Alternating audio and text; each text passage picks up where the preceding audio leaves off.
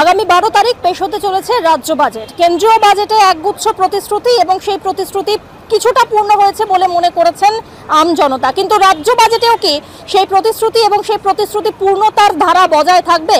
স্বাস্থ্য, শিক্ষা, খাদ্য এই তিনটি এই মুহূর্তে গোটা বাংলার সবথেকে একদম বলা যেতে পারে যে বেসিক নিডস, একদম প্রাথমিক যে চাহিদা মানুষের সেই, এবং একই সঙ্গে মূল্যবৃদ্ধি বর্তমানে রাজ্যের একটি বড় মাথা ব্যথার কারণ হয়ে দাঁড়িয়েছে। এছাড়াও রয়েছে ডিএ সমস্যা এবং চাকরি নিয়োগ সংক্রান্ত সমস্যা। এই গোটা বিষয় নিয়ে এইবারে রাজ্য বাজেট, মমতা বন্দ্যোপাধ্যায়ের সরকার বাজেট ঠিক কি কি বিষয়ে নজর রাখে সেটাই কিন্তু সবথেকে বড় প্রশ্ন। তার কারণ আগামী 2026-এ আসছে বিধানসভা নির্বাচন। কি বলছেন আম জনতা, চলুন শুনে নেওয়া যাক। ডিএ মাস্ক, সেটা তো সব সরকারি কর্মচারীর ডিম্যান্ড, যে ডিএটা অনেক দিন যেভাবে দেয়া হচ্ছে আমাদের সঙ্গে অনেক সেন্ট্রাল গভর্নমেন্টের ফারাক হয়ে গেছে। কিছু কিছু দিচ্ছেন কিন্তু সেটা তো মানে 32% তো চাই। হ্যাঁ, 32 না হলেও কিছু তো দিতে পারতো, এটা অনেকটা পিছিয়ে রয়েছে। আর ওরা তো প্রত্যেক বছর দিয়ে দিয়ে যাচ্ছে, পে কমিশনও ঘোষণা করে দিয়েছে। মানে ওয়েস্ট বেঙ্গল গভর্নমেন্ট তো তেমন একটা কিছু হচ্ছেও না। আর এছাড়াও ধরুন এমপ্লয়মেন্টের দিকটা এমপ্লয়মেন্ট তো বন্ধই, টোটালি এখন বন্ধই হয়ে রয়েছে। এখন সমস্ত দিকেই দেখা যাচ্ছে যে আপনি যে কোনো গভর্নমেন্ট কনসার্নে যাবেন, দেখবেন আপনি সব কন্ট্রাকচুয়াল। হ্যাঁ, পার্মানেন্ট পোস্টে কোনো লোক নেওয়া হচ্ছে না। এমনকি যারা মারা গেছে তাদের ছেলে মেয়েদেরও চাকরি দেওয়া হচ্ছে না, সেগুলোকেও আটকে রেখেছে। এত মানে বেশি জিনিসপত্রের দাম, আলু পেঁয়াজ তো হাতে ধরাই যায় না, প্লাস সবজি বাজারে গেলে তো মানে 500 টাকাতে থলিও ভর্তি হয়। আমাদের ডেলি যেগুলো ইউজ করা ওইগুলোর দিকে একটু মানে নজর রাখলে ভালো হয়। আর ধরুন এই ডিএ নিয়ে তো এত ঝামেলা হচ্ছে যে বাড়ালে ভালো হতো। এর ব্যাপারটা কেন, ওটা তো সরকারি ব্যাপার, ওটা যেটা সরকার ভালো বুঝবে করবে। সবচেয়ে তো তেল, সরিষার তেল, আলু, এগুলো তো দাম, আলুর দামটা এখন কমেছে, কিন্তু সরিষার তেল বা এমনি আলু, চাল, পেঁয়াজ সবই এখনও দাম বেশি আছে। মানে মার্কেট প্রাইসটা একটু কমলে ভালো হতো। মানে যে বাজার হিসেবে তো যারা সাধারণ নাগরিক তাদের পক্ষে তো খুবই অসুবিধা। প্রথম কথা হচ্ছে শিক্ষাটা ফার্স্ট যে শিক্ষা নিয়ে এত হচ্ছে, 1 নম্বর। দ্বিতীয় নম্বর হচ্ছে আপনার অর্থনৈতিক তো পরিকাঠামো, আপনারা দেখতেই পাচ্ছেন যে কী অবস্থা হয়ে রয়েছে, সাধারণ মানুষের চরম সীমায় পৌঁছে গেছে। আজকে সেন্ট্রাল গভর্নমেন্ট যে বাজেট করেছে সে বাজেটও খুব ভালো হয়নি। ওই 12 লাখ টাকা যে আপনার দিয়েছে ওটা কোনো ফ্যাক্টর নয়, ওটা কোনো, সবাই কি জোন মজুরি যারা খাটে তারা কি 12 লাখ টাকা আপনার পায়? বছরে 12 লাখ টাকা তাদের হয় না, কিচ্ছু হয় না। এটা একটা মিডিল ক্লাসের লোকও হয় না। তা আমার মনে হয় যে সব দিকে মানে জনসাধারণের কথা চিন্তা ভাবনা করে যদি বাজেটটাকে মানে মার্কেট প্রাইসটাকে লো করানো, শিক্ষা ব্যবস্থাটা ভালো করানো, সরকারি সংস্থার মধ্যে যে কাজকর্মগুলো সেগুলো ঠিকঠাক করানো, এইটা যদি হয় মোটামুটি, তাহলে আমার মনে হয় যে বাজেটটা ঠিক পরিপূর্ণ হবে। আমি আজকে রাস্তায় রাস্তায় পথে পথে ঘুরছি একটা কাজের জন্য, কোনো কাজ পাচ্ছি না। আমি বাজেটকে, পশ্চিমবঙ্গ সরকারকে, মাননীয় মুখ্যমন্ত্রী হোক, টোটাল ম্যানেজমেন্টকে একটাই রিকোয়েস্ট করব, আমাদের মতো লোকের জন্য একটা কিছু ব্যবস্থা। আমরা কোথায় যাব পরবর্তীকালে? আমাদের এজ হয়ে গেলেও আমরা কীভাবে, আমরা তো চুরি করতে পারবো না। সিকিউরিটিগুলো দেওয়া উচিত ছিল, হসপিটাল যেগুলো পিজি থাকে, হোস্টেল থাকে, এগুলোতে যদি আরও সিকিউরিটি দেয় ভালো হয়, এগুলো নিয়ে করলে ভাবলে। আর মানে ওভারঅল বাজেট থেকে কি আশা করেন একজন মহিলা হিসাবে, যে কোন কোন দিকগুলো আপনাদের দিক মানে উইমেন এম্পাওয়ারমেন্টের কোন কোন দিকগুলো মাথায় রাখলে বেশি ভালো হয়? নারী সুরক্ষা দিকেই মাথায় রাখা উচিত আপাতত।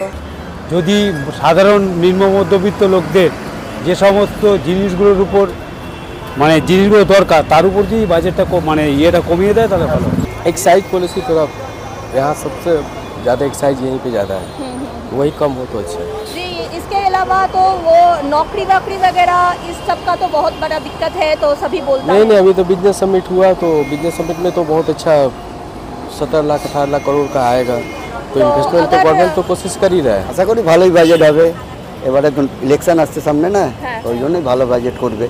কোন কোন দিকগুলো মাথায় রাখলে মনে হয় যে একটু ভালো হতো, মধ্যবিত্তের জন্য একটু উন্নতি হতো আর কি। আমরা তো সবসময় সব কিছু জিনিসপত্রের দাম কমুক এ করি, এখন তো জিনিসপত্রের দাম বাজারে প্রচুর বেড়ে গেছে না।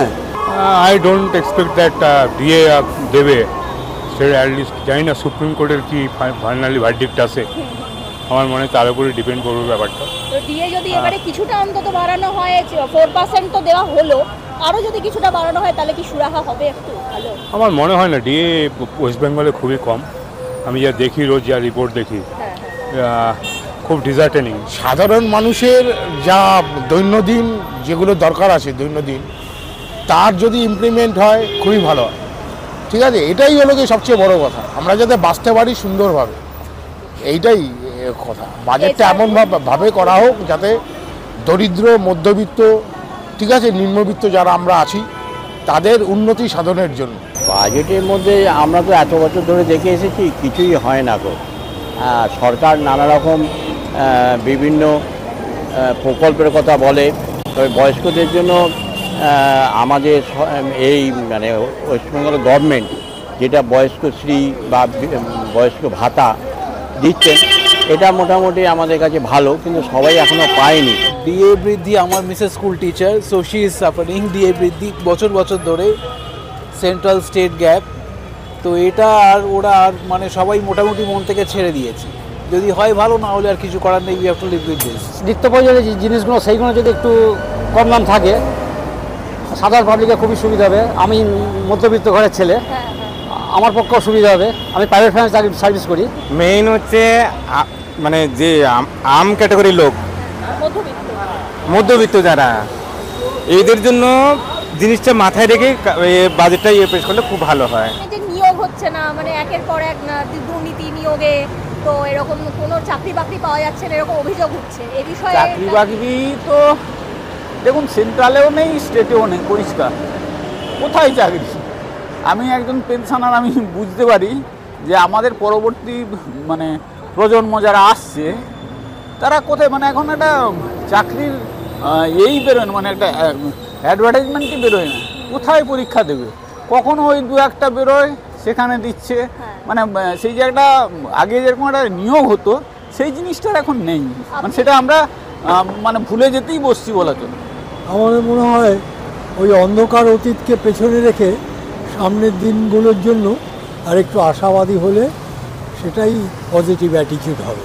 আর বরিষ্ঠ নাগরিক যারা, মানে আপনারা সিনিয়র সিটিজেন, সিনিয়র সিটিজেনদের জন্য রাজ্য সরকার কি অ্যালটমেন্ট বলুন বা ডিএর ক্ষেত্রে একটা বড় সড়ো অভিযোগ থাকে প্রত্যেক বছর। ডিএ সেটা তো সরকারি কর্মচারী, বাল্ক তো হচ্ছে বেসরকারি কর্মচারী, তাদের জন্য এখন তাদের জন্য সরকারি রাজ্য সরকারের ভাবনা চিন্তা করার এখতিয়ারটা তো কম থাকে, বেশি থাকে কেন্দ্রীয় সরকারের। সুতরাং নট টু এক্সপেক্ট মাচ। জনতা জনার্দন ঠিক কি চাইছেন, কি মনে করছেন, সে সমস্ত কিছু তো শুনে নিলাম, কিন্তু আগামী 12 তারিখ আসছে রাজ্য বাজেট।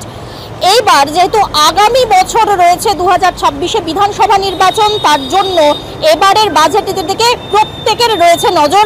কি হবে বাজেটে সেটা এখন সবথেকে বড় প্রশ্ন, কিন্তু এখন আমরা শুনে নিলাম আমাদের যে আমজনতা বাংলাবাসী কি বলছেন। এরকম আরও বিভিন্ন রকম খবরাখবর কিন্তু আপনারা দেখতে ভুলবেন না, তার জন্য অবশ্যই নজরে রাখতে হবে ওয়ান ইন্ডিয়া বাংলার পর্দায়।